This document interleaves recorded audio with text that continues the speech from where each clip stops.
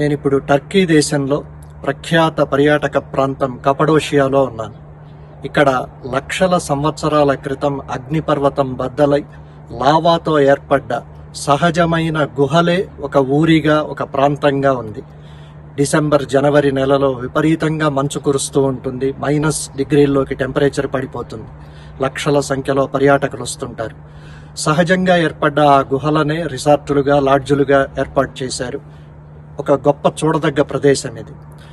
భూగోళంలో ఎన్నెన్నో వింతలు, ఈ భూమి ఏర్పడడానికి ఎన్నెన్ని పరిణామాలు జరిగాయో అని అంటాడు దాశరథి. ఆ కవిత ఇక్కడ చెప్పాలనిపిస్తుంది. ఆ చల్లని సముద్ర గర్భం దాచిన బడబానలమెంతో, ఆ నల్లని ఆకాశంలో కానరాని భాస్కరులెందరో,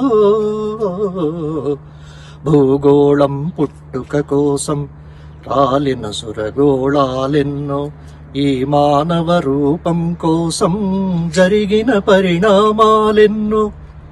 భూగోళం పుట్టుక కోసం రాలిన సురగోళాలెన్నో, ఈ మానవ రూపం కోసం జరిగిన పరిణామాలెన్నో.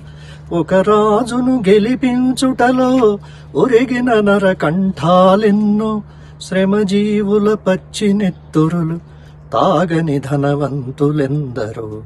ఆ చల్లని సముద్ర గర్భం దాచిన బడబానలమెంతో, అన్నార్థులు అనాథలుండని ఆనవయుగమదెంత దూరమో, కరువంటూ కాటకమంటూ కనిపించని కాలాలెప్పుడో, అణగారిన అగ్నిపర్వతం కనిపించిన లావాయంతో, ఆకలితో చచ్చే పేదల శోకంలో కోపం ఎంతో.